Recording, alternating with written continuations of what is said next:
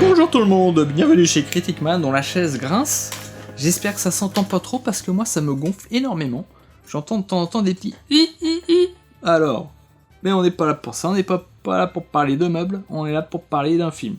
Et aujourd'hui on parle de Kinds of Kindness qui est sorti, là, tout de suite, là, il est en salle les amis, en 2024, réalisé par Yorgos Lanthimos. Un nom qu'on a vu passer, qui est rentré par la grande porte du cinéma avec Canine, il y a quelques années, et qui nous a sorti un peu du chaud et du froid, hein, clairement. La mort du cerf sacré, ça il aurait pu s'abstenir.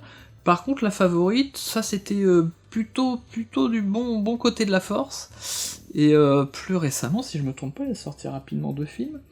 J'ai pas retrouvé le titre, mais c'était pas mal du tout, et que on retrouve un peu les mêmes acteurs, hein. Emma Stone, Willem Dafoe, l'histoire d'une jeune femme prostituée, qui se retrouve prostituée à Paris. Voilà, ça c'était plutôt réussi, mais alors aujourd'hui, Kind of Kindness, où on en est? On n'est pas du bon côté de la force, je vous le dis tout de suite, on est sur... J'ai envie de dire un dommage, puisque quand même, dans son cinéma, il y a toujours un peu des idées, un peu des concepts, des petits décalages qui peuvent amener des choses intéressantes. Mais là, je trouve qu'on tombe du mauvais côté, des espèces de lourdeur, un peu... Je suis un auteur génial, donc je peux vous faire déjà un film beaucoup trop long, 2h44, arrêtez les amis, arrêtez. Ou alors faut vraiment avoir un truc costaud derrière, parce que là ça tient pas 2h44, je vous le dis tout de suite. Le film est construit sur un triptyque. Vous avez une première histoire qui s'achève, et puis on part sur une autre histoire. Aucun rapport. Il y a des rapports un peu thématiques si vous voulez, mais il n'y a pas de lien directement de... On reprend des acteurs, mais c'est tout quoi. Donc déjà là, il y a quelque chose qui n'a pas fonctionné. Le seul intérêt, c'est que s'il y en a une que t'aimes pas, bah elle dure pas tout le film, et tu peux espérer préférer la suivante.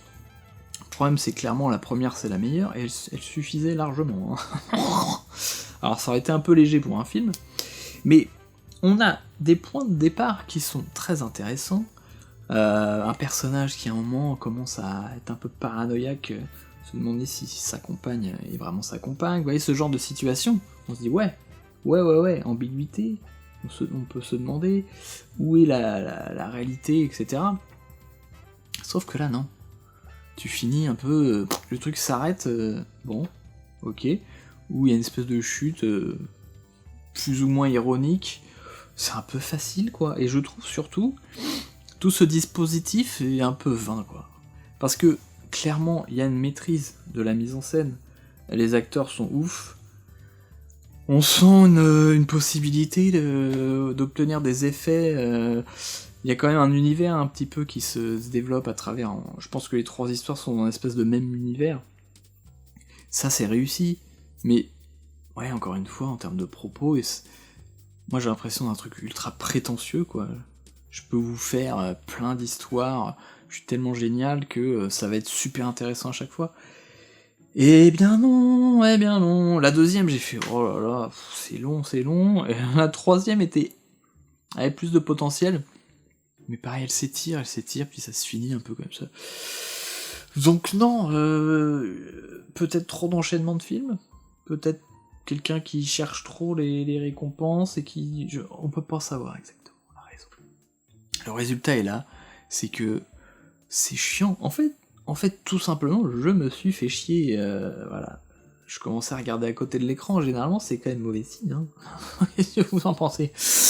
Donc, non, on passe plutôt passer votre tour sur ce Lanthimos là. Kinds of Kindness. Non. Et puis il y a ce petit truc un peu, on le sent fasciné par les riches. C'est-à-dire qu'autant on peut bien sûr aller explorer le monde des hautes sphères, parce que c'est intriguant, parce qu'il y a beaucoup de choses sur notre monde, mais lui on sent qu'il aime bien en fait, et que des belles maisons de ouf, des bagnoles de malades, et on sent pas trop totalement de critique ou d'ironie envers ces personnes totalement aisées, quoi. Ça m'a questionné aussi, hein, j'ai eu une sensation un peu... Non, on sent une fascination du gars. En tout cas, voilà, c'est un non, c'est un 1 sur 5, tout simplement. passons notre chemin, et nous on se retrouve bientôt pour parler d'autre chose.